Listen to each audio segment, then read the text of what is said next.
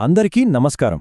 ఈరోజు మనం ఒక ఇంట్రెస్టింగ్ అలాగే మన ఇండియన్ పాలిటీలో చాలా కీలకమైన టాపిక్ గురించి మాట్లాడుకోబోతున్నాం.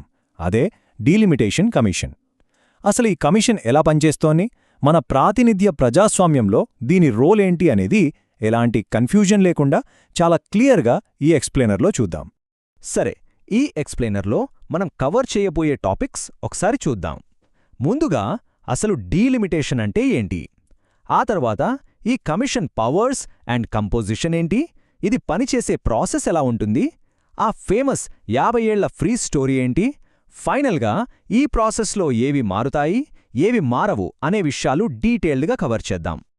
ఓకే, ఫస్ట్ సెక్షన్ అసలు డీలిమిటేషన్ అంటే ఏమిటి, పెరుగుతున్న జనాభాకు తగ్గట్టుగా సరైన రిప్రజెంటేషన్ ఎలా దక్కుతుంది అనే బేసిక్ క్వశ్చన్తో దీన్ని స్టార్ట్ చేద్దాం. డీలిమిటేషన్ అంటే సింపుల్గా చెప్పాలంటే జనాభాలో వచ్చే మార్పులకు అనుగుణంగా మన ఎంపీ ఎమ్మెల్యే నియోజకవర్గాల బౌండరీలను తిరిగి గీయడం. అంటే ప్రతి సెన్సస్ తర్వాత సమాన జనాభాకు సమాన ప్రాతినిధ్యం ఉండేలా చూడటమే దీని మెయిన్ టార్గెట్. ప్రతి నియోజకవర్గంలోనూ దాదాపు ఒకే సంఖ్యలో ఓటర్లుండాలి కదా, దాన్ని బ్యాలెన్స్ చేయడమే ఈ భారీ ప్రక్రియ ఉద్దేశమన్నమాట. ఇక రెండో సెక్షన్ విషయానికి వస్తే అధికారాలు మరియు కూర్పు. అంటే అసలు నియోజకవర్గాల మ్యాప్నే మార్చేసేంతటి అపారమైన పవర్ ఎవరి చేతుల్లో ఉంటుంది, దీని వెనుక ఉన్న రాజ్యాంగపరమైన బ్లూప్రింట్ ఏంటో ఇప్పుడు చూద్దాం. మీరు పాలిటీ చదువుతున్నట్లయితే ఈ రెండు నంబర్స్ ఖచ్చితంగా తెలిసే ఉంటాయి, ఆర్టికల్ 82 మరియు 170. ఆర్టికల్ 82 ప్రకారం ప్రతి సెన్సస్ తర్వాత పార్లమెంట్ తప్పనిసరిగా ఒక డీలిమిటేషన్ చట్టాన్ని తీసుకురావాలి. అదే ఆర్టికల్ 170 అయితే రాష్ట్రాల అసెంబ్లీ నియోజకవర్గాల బౌండరీల రీఅడ్జస్ట్మెంట్ గురించి చెప్తుంది. ఈ రెండు ఆర్టికల్స్ డీలిమిటేషన్ అనే ఈ కాన్సెప్ట్కు అసలైన పిల్లర్స్ లాంటివి. మరి ఈ కమిషన్లో ఎవరెవరుంటారు? ఇది నిజంగా ఒక హై పవర్డ్ బాడీ అండి. సుప్రీంకోర్టు రిటైర్డ్ జడ్జ్ దీనికి చైర్పర్సన్గా ఉంటారు. ఆ తర్వాత మన చీఫ్ ఎలక్షన్ కమిషనర్ లేదా ఎలక్షన్ కమిషనర్, ఇంకా ఆయా రాష్ట్రాల ఎన్నికల కమిషనర్లు ఇందులో మెంబర్స్గా ఉంటారు.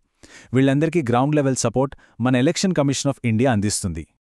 ఇక్కడ మనం గమనించాల్సిన ఒక షాకింగ్ ఫ్యాక్ట్ ఏంటంటే ఈ కమిషన్కున్న పవర్ అలాంటిది. వీళ్ళిచ్చే ఫైనల్ ఆర్డర్స్కి పూర్తి చట్టబద్ధత ఉంటుంది.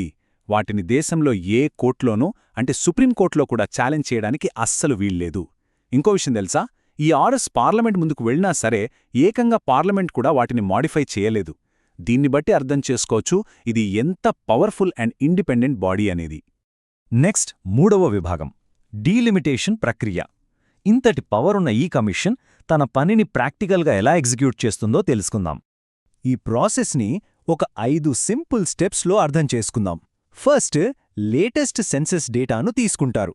దాన్ని బేస్ చేసుకుని ఒక డ్రాఫ్ట్ ప్రిపేర్ చేస్తారు. ఆ డ్రాఫ్ట్ను ప్రజల ముందు ఉంచి మీ ఆబ్జెక్షన్స్ ఏంటి అని పబ్లిక్ని అడుగుతారు. దానికోసం పబ్లిక్ హియరింగ్స్ కూడా కండక్ట్ చేస్తారు. ఈ స్టెప్ వల్లే ఈ మొత్తం ప్రాసెస్లో పక్కా ట్రాన్స్పరెన్సీ వస్తుంది. ప్రజల వ్యూస్ అన్నీ కన్సిడర్ చేశాకే ఫైనల్ ఆర్డర్ జారీ చేస్తారన్నమాట. ఇవి కాంపిటేటివ్ ఎగ్జామ్స్లో తరచుగా అడిగే ఇయర్స్. స్వాతంత్ర్యం వచ్చాక పార్లమెంట్ డీలిమిటేషన్ చట్టాలను 1952, 1962, 1972 మరియు 2002లో ఆమోదించింది. ఇక్కడ ఒక చిన్న ట్రిక్ ఏంటంటే 2002 చట్టమనేది 2001 సెన్సస్ మీద బేస్ అయి చేశారు. ఈ క్రమాన్ని కాస్త జాగ్రత్తగా గుర్తుపెట్టుకోండి. ఇప్పుడు 4వ సెక్షన్, 50 ఏళ్ల ఫ్రీజ్.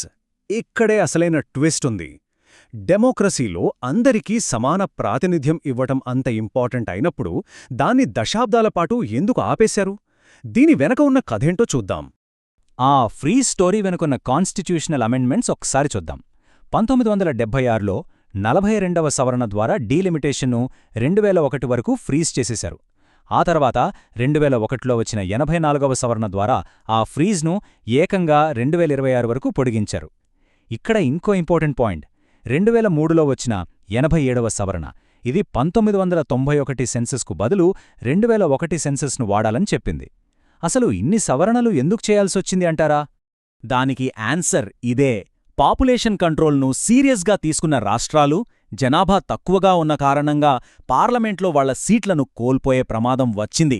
అంటే దేశానికి మంచి చేసినందుకు వాళ్లకు పనిష్మెంట్ ఇస్తున్నట్లవుతుంది కదా. అందుకే ఆ రాష్ట్రాలకు పొలిటికల్గా నష్టం జరగకుండా ఉండటానికి మొత్తం సీట్ల సంఖ్యను పెంచకుండా ఈ లాంగ్ ఫ్రీజ్ను తీసుకువచ్చారు. అయితే రీసెంట్ కరెంట్ అఫైర్స్ని గమనిస్తే దీనికి ఒక ఎక్సెప్షన్ కనిపిస్తుంది.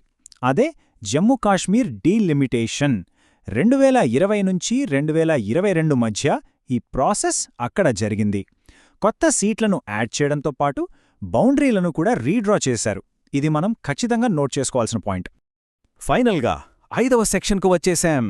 ఈ డీలిమిటేషన్ వల్ల ఏమి మారుతుంది మరియు ఏమి మారదో, ఈ కమిషన్ పవర్స్కున్న లిమిట్స్ ఏంటో ఇప్పుడు క్లారిటీ తెచ్చుకుందాం.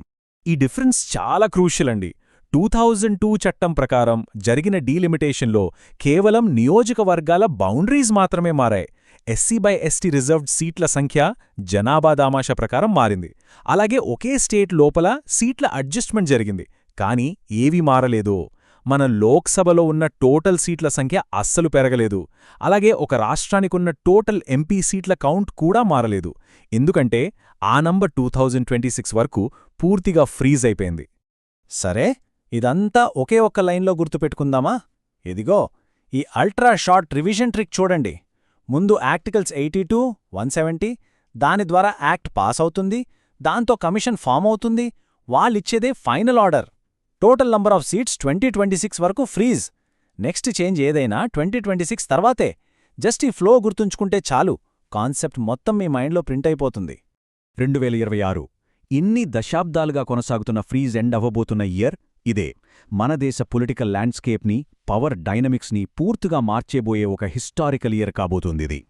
సో ఈ ఎక్స్ప్లెయినర్ని ముగించే ముందు ఒక్కసారి ఆలోచించండి.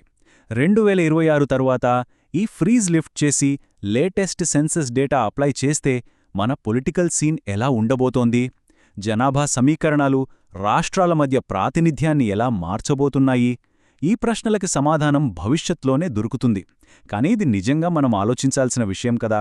డీలిమిటేషన్ కమిషన్ గురించి మీకొక సాలిడ్ క్లారిటీ వచ్చిందని ఆశిస్తున్నాను. మరో ఆసక్తికరమైన ఎక్స్ప్లెయినర్తో మళ్ళీ కలుద్దాం.